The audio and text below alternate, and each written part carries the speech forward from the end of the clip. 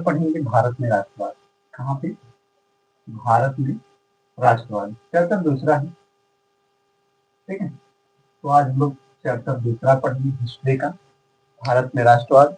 ठीक है, इसको चालू करने से पहले थोड़ा सा हम लोग कमेंट देख लेते हैं, सबका आ रहा है नहीं आ रहा है, फिर उसके बाद क्लास को स्टार्ट करते हैं। ठीक है, तो क्लास को स्टार्ट करने से पहले हम लोग क्लास देख लेते हैं कमेंट वगैरह। आवाज क्लियर आ रही है?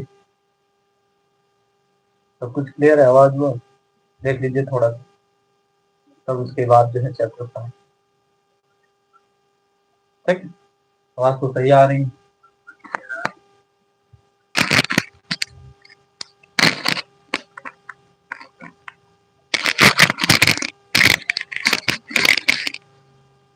ठीक है, तो सत्याग्रह का अर्थ है सत्य को स्वीकार करने के लिए। सत्याग्रह का क्या अर्थ है? सत्य को स्वीकार करना। ठीक है, सत्याग्रह का अर्थ है सत्य को स्वीकार करने के लिए आग्रह करना। सत्याग्रह का अर्थ है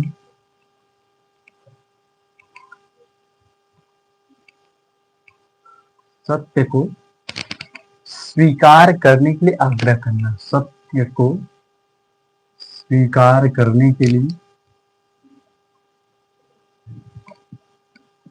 लिए आग्रह करना। ठीक है, सत्याग्रह का अर्थ है सत्य को स्वीकार करने के लिए आग्रह करना। ठीक है, देखिए गांधी जी के आने के बाद सत्याग्रह चलाया गया था। गांधी जी के आने के बाद क्या चलाया गया था? सत्याग्रह चलाया गया, जिसके अंतर्गत 1917 में बिहार के चंपारण में दमनकारी बागान व्यवस्था यानी नील की खेती के खिलाफ सत्याग्रह किया गया था। कब किया गया था बात समझते हैं। गांधी जी के आने के बाद ये आंदोलन 1917 में, कब? 1917 में। ठीक है, बिहार के चंपारण में, कहाँ पे? बिहार के चंपारण में दमनकारी बागान में, बिहार के चंपारण में दमनकारी, ठीक है, दमनकारी बागान व्यवस्था, दमनकारी बागान व्यवस्था। ठीक है, दमनकारी बागान व्यवस्था यानी नील की खेती के खिलाफ सत्याग्रह। नील की खेती के खिलाफ सत्याग्रह। देखिए नील की खेती का मतलब क्या था कि जैसे 10 बीघे जमीन में, ठीक है, 3 से ज्यादा चौथाई यानी 3/4, जैसे 10 बीघा जमीन है तो उसमें आधे से ज्यादा जो है नील की खेती करना। आधे से ज्यादा किसकी खेती करना? नील की खेती करना। नील की खेती करने से क्या होता था? किसानों की फसल खराब हो जाती थी, जिससे वे लोग क्या करते थे, किसानों की फसल खराब हो जाती थी तो अगली बार वो सॉरी किसानों के जो खेत है वो खराब हो जाते थे, जिससे अगली बार वो उसको सही से नहीं जोता बोया जाता। ठीक है, उसमें फसल अच्छी नहीं होती थी, इसलिए दमनकारी व्यवस्था इन्होंने चलाया। ठीक है, देखते हैं कहाँ हुआ था सत्याग्रह आंदोलन, कहाँ कहाँ हुआ था सत्याग्रह। देखिए कहाँ कहाँ हुआ था, बात समझते हैं। सत्याग्रह पहला 1917 में चंपारण में हुआ, चंपारण बिहार। ठीक है, सत्याग्रह कहाँ हुआ था? 1917 में, कहाँ पे? चंपारण बिहार में हुआ था। ठीक है, और क्यों हुआ था? दमनकारी बागान व्यवस्था के खिलाफ। दमनकारी बागान व्यवस्था के खिलाफ। ठीक है, अब आगे देखते हैं। खेड़ा सत्याग्रह 1918 में, खेड़ा सत्याग्रह। ठीक है, ये गुजरात में हुआ था। कहाँ पे? गुजरात में हुआ था। इसका क्या उद्देश्य था? किसान को कर में छूट दिलवाने के लिए। किसानों को किसमें? किसानों को कर में छूट दिलवाने के लिए, ठीक है, खेड़ा सत्याग्रह किया था। कहाँ पे? किसानों को कर में छूट दिलवाने के लिए। बात समझ रहे हैं? देखिए सत्याग्रह कहाँ का, 1917 में चंपारण बिहार में हुआ था, दमनकारी बागान व्यवस्था के खिलाफ, यानी नील की खेती जो कर रहे थे किसान उसको बचाने की। फिर 1918 में किया गया खेड़ा सत्याग्रह, गुजरात के किसानों को क्या करने के लिए, छूट देने के लिए, ठीक है, गुजरात के किसानों को छूट देने के लिए। 1918 में फिर कहाँ हुआ था? 1918 में फिर पुनः अहमदाबाद गुजरात में हुआ था। अहमदाबाद गुजरात में। कहाँ पे? गुजरात में। इसका क्या था? कपड़ा कारखानों में काम करने वाले मजदूरों के समर्थन में। कपड़ा कारखानों में कार्य करने वाले मजदूरों के लिए, मजदूर के लिए, ठीक है। क्या हुआ था इसमें समझते हैं। इसमें देखिए हुआ ये था कि जब ब्रिटिश कंपनी थी उन्होंने कहा कि आप लोग हमारे मिलों में कार्य करिए, ठीक है। तो कपड़ा मिलों में कार्य करने के लिए क्या हुआ था, ये लोग किसान, ये जो मजदूर थे राजी नहीं थे, तो इनको कहा कि चलिए 50% बोनस देंगे, यानी 100 रुपए देंगे, उसके बदले 50 रुपए एक्स्ट्रा देंगे, यानी 150 रुपए देंगे, ठीक है। तो सभी काम करने के लिए तैयार हो गए, वहां पर कार्य करने के लिए तैयार हो गए। लेकिन समस्या ये हुई, कार्य करने के लिए तैयार हुए लेकिन समस्या हो गई, उन्होंने फिर बाद में उसको देने से मना कर दिया। तो गांधी जी ने इस सत्याग्रह को किया और 35% यानी 50% था तो 35% पैसा उनको वापस मिला, यानी 135 रुपए मिला, ठीक है। इसको कौन किया था? सत्याग्रह 1918 वाला अहमदाबाद गुजरात में कपड़ा वाले में गांधी जी ने कराया था, ठीक है। आगे देखते हैं, ये मिटा देते हैं थोड़ा सा, फिर उसके बाद आगे देखते हैं।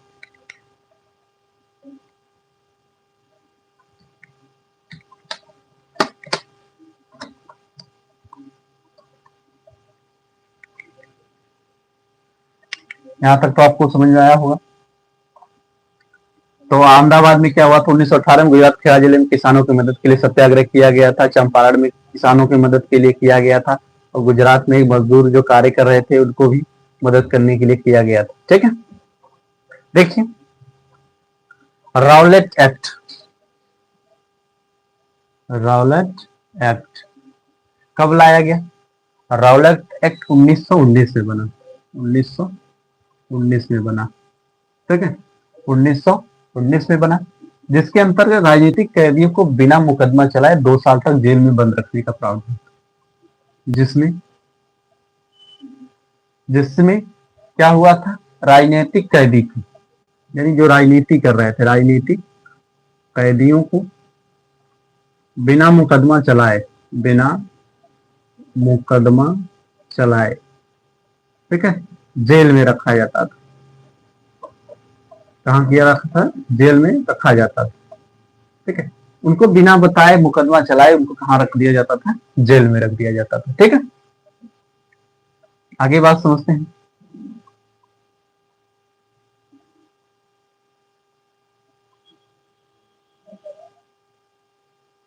6 अप्रैल 1919 को, 6 अप्रैल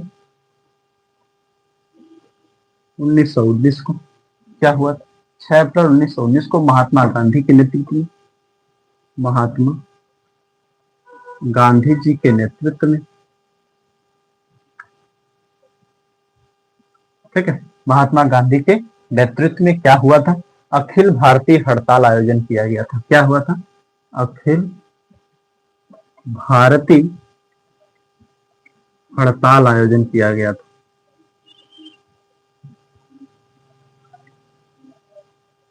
देखिए जब ये रॉलेट एक्ट 1919 में बना, यानी बिना किसी व्यक्ति पे मुकदमा चलाए उनको जेल डाल दिया गया, तो गांधी जी ने हड़ताल घोषित कर दिया था, ठीक है, कि हम लोग क्या करेंगे, हड़ताल करेंगे, ठीक है। जिसके अंतर्गत विभिन्न शहरों में जुलूस निकाले गए, रैलियां निकाली गई, रेलवे में कामगारों ने हड़ताल किया और दुकानें बंद हो गई। फिर क्या हुआ? जलियांवाला बाग हत्याकांड 13 अप्रैल 1919, तो सभी लोग हड़ताल पे बैठे थे। कहां पे? जलियांवाले बाग में, जलियांवाले बाग। ठीक है, जलियांवाले बाग में क्या हुए थे, सभी लोग हड़ताल पे बैठे थे और अमृतसर में 13 अप्रैल 1900 जनरल डायर ने क्या किया, गोली चला दी। ठीक है, जनरल डायर ने क्या किया, जनरल डायर ने निहत्थों पर गोलियां चला दी।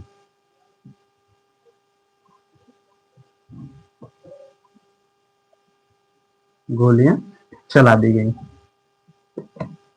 ठीक है, निहत्थों पर क्या कर दिया, जनरल डायर ने गोली चलवा दी। ठीक है, फिर उसके बाद देखिए जलियांवाले बाग हत्याकांड के विरोध में गांधी जी ने केसर हिंद की उपाधि त्याग दी। जलियांवाले बाग हत्याकांड के बाद, जलियांवाला बाग हत्याकांड के बाद गांधी जी, जलियांवाले बाग हत्याकांड के बाद गांधी ने केसर हिंद की उपाधि वापस कर दी, वापस कर दी। ठीक है, क्यों दिया गया था केसर हिंद की उपाधि, इसको भी समझ लेते हैं। केसर हिंद की उपाधि इसलिए दिया गया था जब इनको चाहिए था विश्व युद्ध में सैनिक, तो गांधी जी ने अपने भारत के सैनिकों को प्रेरित किया, कहा कि आप लोग जाइए। इनका उद्देश्य था गांधी जी का कि ये लोग भारत के सैनिक जाएंगे तो हो सकता है हमको आजादी दे दे। ठीक है, तो भारत के सैनिकों को यानी भारतीय नागरिकों को गांधी जी ने उनकी सेना में भेजा। तो उनको गांधी जी को सभी लोगों ने क्या बना दिया, केसर हिंद की उपाधि दे दी कि अरे गांधी जी आप केसर हिंद की उपाधि ले लो। तो गांधी जी केसर हिंद की उपाधि मिल गई। लेकिन जब जलियांवाले बाग हत्याकांड के बाद फिर क्या हुआ, गांधी जी ने केसर हिंद की उपाधि जो है वापस कर दी। ठीक है, त्याग दिया उसको। और समझ रहे, केसर हिंद की उपाधि त्याग दिया। आगे देखिए, खिलाफत आंदोलन 1919 में शौकत अली व मोहम्मद अली के द्वारा शुरू किया गया था। कौन सा, खिलाफत आंदोलन। खिलाफत आंदोलन, ठीक है, खिलाफत आंदोलन किसके द्वारा शुरू किया गया था, तो खिलाफत आंदोलन जो था वो शौकत अली एवं मोहम्मद अली द्वारा शुरू किया गया था। शौकत अली एवं मोहम्मद अली ने शुरू किया था।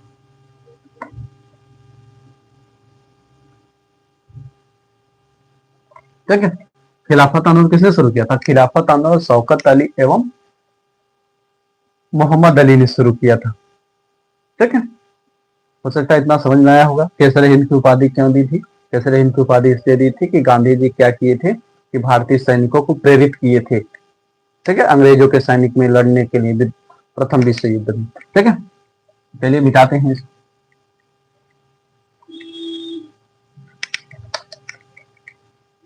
द्वितीय विश्व में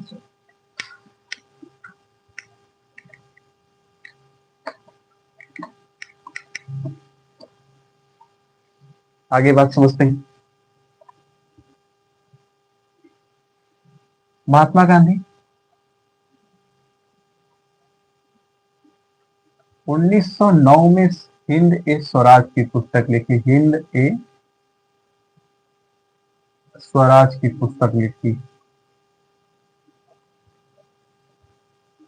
कौन सी पुस्तक लिखी 1909 में, हिंद ए स्वराज की पुस्तक लिखी। ठीक है, असहयोग आंदोलन का प्रस्ताव 1920 में कलकत्ता अधिवेशन में पारित हुआ। कौन सा, असहयोग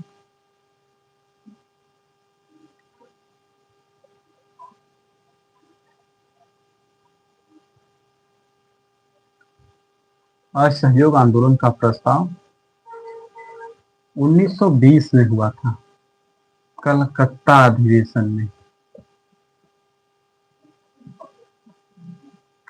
ठीक है, असहयोग आंदोलन का प्रस्ताव कब हुआ था, 1920 में कलकत्ता अधिवेशन में हुआ था।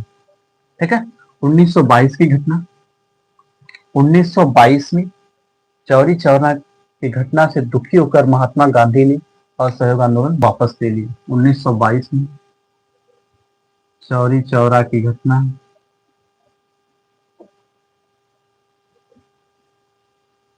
इस घटना के कारण महात्मा गांधी ने क्या किया था?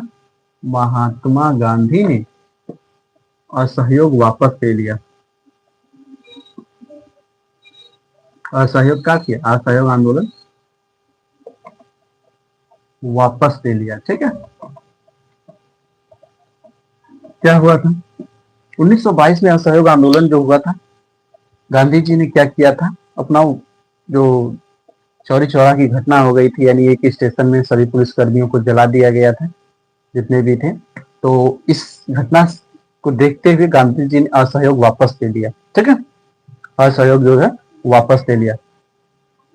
और प्रदर्शन विरोध का एक ऐसा स्वरूप है जिसमें किसी दुकान, फैक्ट्री या दफ्तर के भीतर, ठीक है, जाने का रास्ता रोक लेते थे, उन्हें पिकेटिंग कहते थे। प्रदर्शन के विरोध का ऐसा स्वरूप, पिकेटिंग समझ लीजिए, प्रदर्शन के विरोध का ऐसा स्वरूप, ठीक है, जिसमें लोग दुकान, फैक्ट्री या दफ्तर के भीतर जाने का जो रास्ता होता था उसको रोक देते, वही क्या है? पिकेटिंग। ठीक है, पिकेटिंग समझ गए? यानी किसी व्यक्ति को कई स्थानों से जाने से रोक देना। किसी व्यक्ति, जैसे मैं दुकान जा रहा हूँ तो उनको वहां से रोक देना, ठीक है, या मैं फैक्ट्री जा रहा हूँ, दफ्तर के भीतर जाने का रास्ता उसको रोक दिया जाता, तो उसे ही पिकेटिंग कहते हैं, पिकेटिंग। ठीक है, ठीक, आगे समझते हैं। गिरमिट किसे कहते हैं? यानी ऐसा व्यक्ति, यानी ऐसा भारतीय व्यक्ति जो किसी कार्य को करने के लिए विदेशों में जा रहा है, वहीं बस जा रहा है, वहीं की नागरिकता लेके बस जा रहा है, तो ऐसे व्यक्ति को क्या कहेंगे? गिरमिटिया कहा जाता था, या गिरमिट मजदूर कहते थे। बात समझ रहे? औपनिवेशिक शासनकाल के दौरान जो गुयाना, वेस्ट इंडीज आदि स्थलों पर ले जाया जाता था, जिन्हें गिरमिटिया कहा जाता था। बात समझ रहे? इसके अनुबंध के अंतर मजदूरों को बाहर ले जाया जाता था, उसे गिरमिट कहते थे। यानी ऐसा व्यक्ति जो भारत से गया, वहां की नागरिकता लेके वहां बस गया है, ठीक है, उसको ही गिरमिटिया मजदूर कहते हैं। आगे समझते हैं। बिना किसी परिश्रम या मेहनत के किसी काम को करवाना बेगार कहलाता है। बेगार किसे कहते हैं? बिना किसी परिश्रम, बिना किसी परिश्रम के किसी कार्य को करवाना, किसी कार्य को करवाना बेगार कहलाता है। ठीक है, क्या कहलाता है? बेगार कहलाता है। बिना किसी परिश्रम के किसी कार्य को करवा देंगे तो क्या हो जाएगा? बेगार हो जाएगा। बस समझिएगा। भारत में बेगारी प्रथा का नेतृत्व अल्लूरी सीताराम राजू ने किया, जिन्हें 1924 में फांसी दे दी गई। किसने किया था बेगारी प्रथा का नेतृत्व? अल्लूरी सीताराम राजू ने। अल्लूरी सीताराम राजू को, अल्लूरी सीताराम राजू, ठीक है, जो क्या कर रहे थे? बेगारी प्रथा का नेतृत्व कर रहे थे, यानी बिना किसी परिश्रम के कार्य कर, बेगारी प्रथा का नेतृत्व कर रहे थे। ठीक है, नेतृत्व कर रहे थे, जिन्हें 1924 में क्या दिया गया? फांसी दे दिया गया। फांसी दे दिया गया। कब दिया गया? 1924 में। अल्लूरी सीताराम राजू जो थे, वो बेगारी प्रथा के सदस्य, यानी बिना किसी परिश्रम के कार्य कर रहे थे। ठीक है, उनको क्या कर दिया गया? 1924 में फांसी दे दिया गया। किसको? अल्लूरी सीताराम राजू। ठीक है, आगे समझते हैं। 1928 में सरदार वल्लभ भाई पटेल गुजरात के बारदोली के तालुका में किसानों का नेतृत्व किया, जो कि भू राजस्व को बढ़ाने के खिलाफ था। यह बारदोली के नाम, बारदोली सत्याग्रह के नाम से जाने लगा। 1928 में क्या हुआ था? सरदार पटेल जो थे, गुजरात के बारदोली में तालुका में किसान का नेतृत्व किया, जो भू राजस्व को बढ़ाने के खिलाफ, यानी भू राजस्व का, यानी किसान जो है उसमें टैक्स बढ़ रहा था, तो उसके खिलाफ था। इस आंदोलन को बारदोली आंदोलन कहा गया। इसी बारदोली आंदोलन में वहां की बारदोली की महिलाओं ने इनको सरदार की उपाधि दी गई थी। वल्लभ भाई पटेल को सरदार कही थी बारदोली की जो महिला थी। समझ रहे? बारदोली की महिला जो है सरदार पटेल को सरदार की उपाधि दी थी, सरदार वल्लभ भाई पटेल, तभी से उनका नाम पड़ गया सरदार वल्लभ भाई पटेल। इससे उनका नाम था वल्लभ भाई पटेल। ठीक है, उनका क्या नाम था? वल्लभ भाई पटेल, लेकिन बारडोली की महिलाओं ने उनको सरदार की उपाधि दी। ठीक, आगे देखिए, सीआर दास और मोतीलाल नेहरू ने परिषद राजनीति को वापस लौटने से कांग्रेस के भीतर ही हिंद स्वराज पार्टी का गठन कर दिया। आगे समझते हैं। भारतीय संवैधानिक व्यवस्था जो थी, कार्यशैली के अध्ययन करने के लिए 1927 में साइमन कमीशन का गठन ब्रिटेन में किया था। भारत में संवैधानिक व्यवस्था की कार्यशैली का अध्ययन करने के लिए 1927 में साइमन कमीशन का गठन ब्रिटेन में किया गया। ठीक है, यानी भारत में संविधान को बनाने के लिए उनका गठन कर दिया गया था 1947 की। भारत में संविधान कैसे बनेगा, ठीक है, तो इसका गठन जो हुआ था 1947 में ब्रिटेन में हुआ। लेकिन समस्या हो गई कि 1928 में साइमन कमीशन भारत पहुंचा, जिसने पूरा विरोध, भारत में पूरा विरोध हुआ कि साइमन वापस जाओ, साइमन वापस जाओ। ठीक है, साइमन कमीशन वापस जाओ। ठीक है, इसका नारा लगाया गया 1927 में। वो लोग वहां पे ब्रिटेन में अपना कर रहे थे, गठन कर रहे थे, ताकि इनको भारतीयों को बताएं कि कैसे क्या होगा। तो उन्होंने भारतीयों से कहा कि आप पहले एक संविधान लिख के आइए। ठीक है, तो संविधान मोतीलाल नेहरू लिख के ले गए। मोतीलाल नेहरू ने क्या किया, संविधान पूरा अच्छे से विधिवत एकदम इंग्लिश टू इंग्लिश लिख के ले गए। लेकिन समस्या ये हो गई, उनके संविधान को जैसे देखेंगे लोग ऐसे फेंक दिए। ठीक है, ऐसे क्या किए, फेंक दिए वापस, यानी ये संविधान सही नहीं। उन्होंने क्या कहा कि ये संविधान सही नहीं है, इसको वापस कर दिए, फेंक दिए बाहर।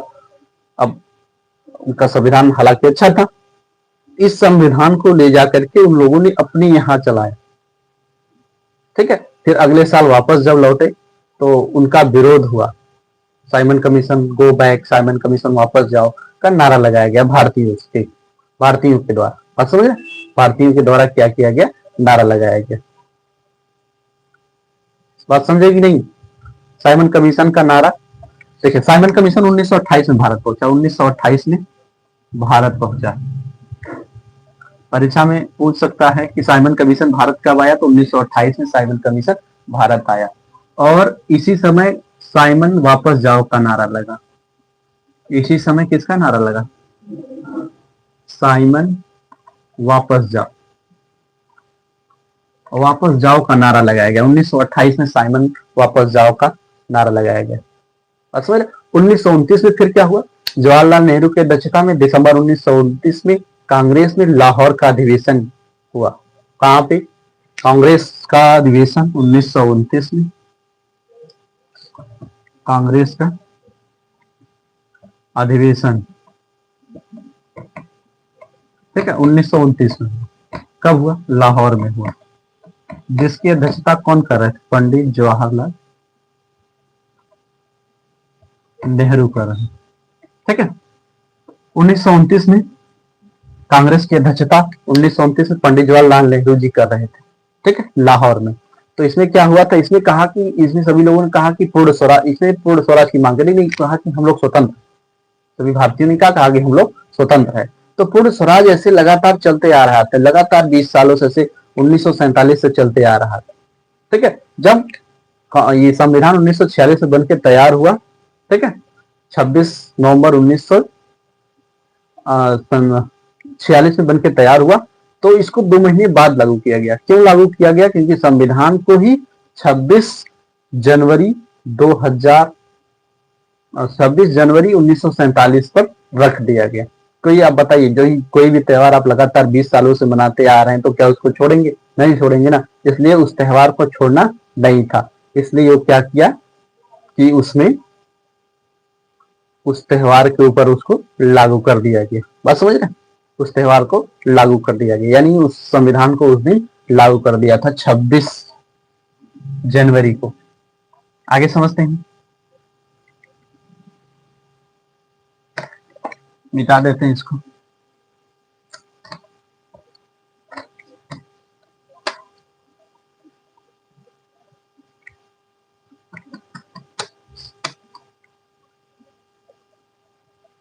आगे समझते हैं, देखिए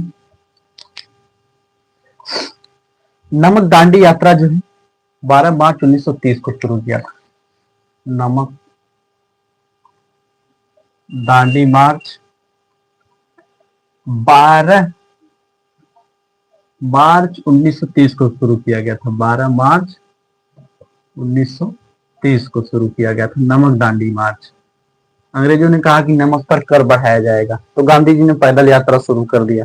वो एक दिन में 24 किलोमीटर चलते थे, टोटल 10 दिन चले थे तो 240 किलोमीटर। वहां जाकर के पानी को, समुद्र के पानी को उबाल करके नमक बनाना शुरू कर दिया था। ठीक है। महात्मा गांधी अपने 78 साथियों के साथ गए थे। कितने साथी? 78 साथी। एक नंबर के विकल्प में आप लोगों को प्रश्न पूछ सकता है कि महात्मा गांधी कितने साथी थे, तो 78 साथियों के साथ क्या किया गया था, वहां पे गए थे। आगे समझते हैं।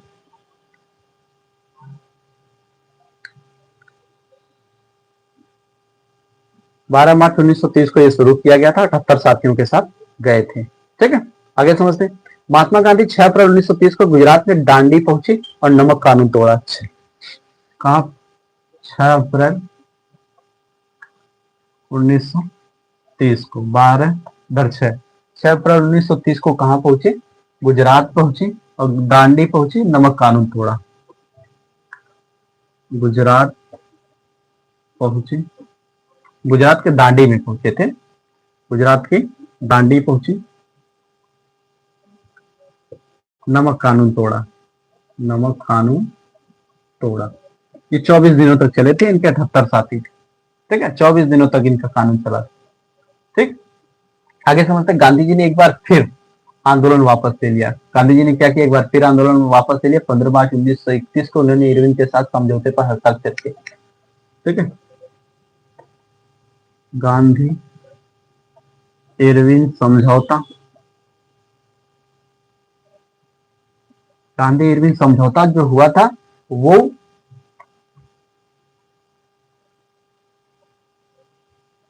गांधी इरविन समझौता जो हुआ था वो कहां हुआ था? 1930 सॉरी 1931 में, 15 मार्च 1931 में हुआ। 15 मार्च 1931 में हुआ गांधी इरविन समझौता। समझौता क्या हुआ? देखिए,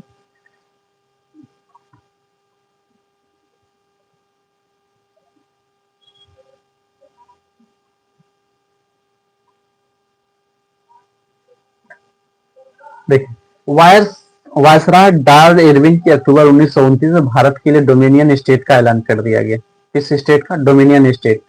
तो दिसंबर 1929 में जवाहरलाल नेहरू की अध्यक्षता में लाहौर अधिवेशन पूर्ण स्वराज के औपचारिक मान लिया। पूर्ण स्वराज को क्या कर दिया? औपचारिक मान लिया गया। 26 जनवरी 1930 को गांधी वायसराय इरविन को पत्र लिखा और 11 सूत्री मांगों का उल्लेख किया। गांधी इरविन सब समझौता हुआ तो गांधी जी ने क्या किया? 11 मांगों को रखा। कहा कि 11 मांग रखिए, मतलब 11 मांग जो है मानिए हमारी। ठीक है,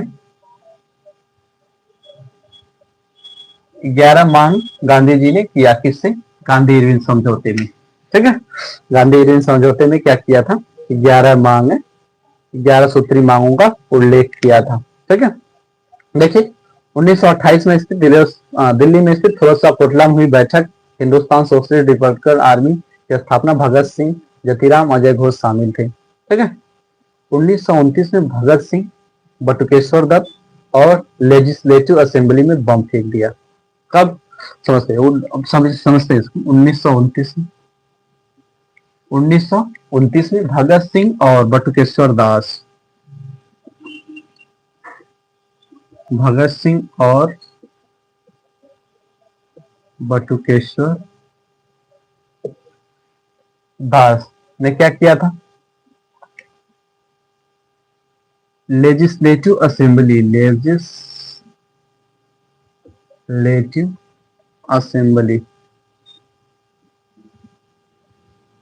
में बम फेंक दिया।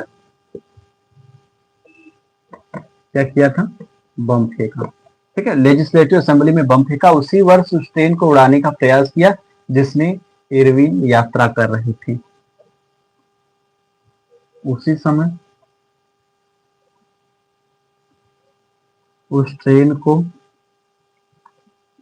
उड़ाने का फैसला किया जिसमें इरविन यात्रा कर रहा था। ठीक है।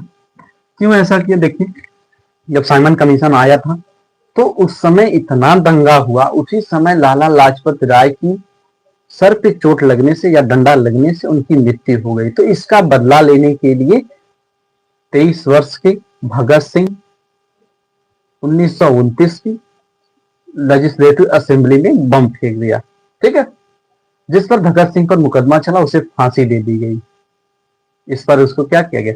भगत सिंह को फांसी दे दी गई। उस समय उनकी उम्र केवल 23 वर्ष थी। अपने मुकदमे के दौरान भगत सिंह ने कहा कि बम और पिस्तौल उपासना नहीं करते, बल्कि समाज में क्रांति चाहते। बम और उपासक क्या करते हैं? बम और पिस्तौल उपासना नहीं करते, बल्कि समाज में क्रांति चाहते हैं। भगत सिंह ने इनकलाब जिंदाबाद का नारा दिया। भगत सिंह ने क्या कहा? इनकलाब जिंदाबाद का नारा दिया। ठीक है। सिविल नफरमानी आंदोलन में औरतों ने बड़े पैमाने पर हिस्सा लिया। महात्मा गांधी ने ऐलान किया कि छुआछूत को खत्म किए बिना 100 साल तक भी स्वराज की स्थापना नहीं की जा सकती। महात्मा गांधी ने कहा कि देखिए, छुआछूत के बिना हम 100 साल तक, ठीक है, बिना हम स्वराज मतलब हिंद अपना स्थापित नहीं कर सकते। देश अपना देश नहीं वापस बना सकते। ठीक है। स्वराज अपना नहीं हो सकता जब तक छुआछूत हमारे देश में रहेगा। तो डॉक्टर भीमराव अम्बेडकर ने 1930 में दलितों के दलित वर्ग एसोसिएशन का संगठन किया। 1930 में क्या किया? दलित एसोसिएशन का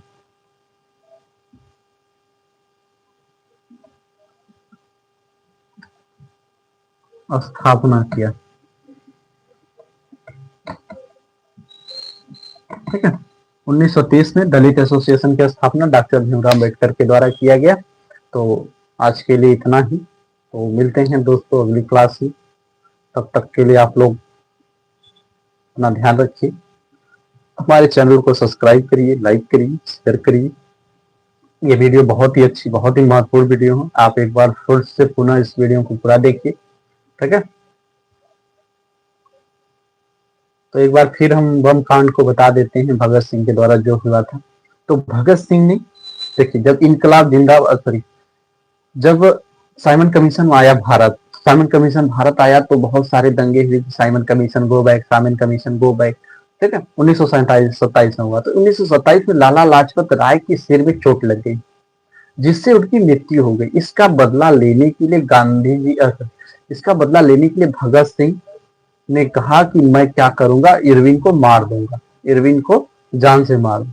तो वो असेंबली में बम फेंका। ठीक है। जो फिरोज शाह कोटला दिल्ली में हो रही थी, अध्यक्ष दिल्ली में मीटिंग चल रही थी। ठीक है। उसने क्या किया? बम फेंक दिया। हालांकि वो बच गया, लेकिन इसी जुर्म के कारण, किस जुर्म के कारण? इसी जुर्म का जो बम फेंका था असेंबली में, इसी जुर्म के कारण 23 साल के भगत सिंह को फांसी दे दी गई। ठीक है। 23 साल के भगत सिंह को क्या कर दिया गया? फांसी दे दिया गया। लेजिस्लेटिव असेंबली में बम फेंकने के कारण भगत सिंह को क्या कर दिया गया? फांसी दे दिया गया 23 साल की अवस्था में। तो 23 साल की अवस्था में इन्होंने बहुत ही अच्छे कार्य किए। भगत सिंह हमारे सबसे बड़े क्रांतिकारी योद्धा थे, जो हमारे देश के लिए समर्पण दिया। ठीक है। और इन्होंने ही इनकलाब जिंदाबाद का नारा लगाया। ठीक है। इन्होंने क्या किया? इनकलाब जिंदाबाद का नारा लगाया। तो धन्यवाद दोस्तों, मिलते हैं अगले वीडियो में। तब तक के लिए धन्यवाद, बाय बाय।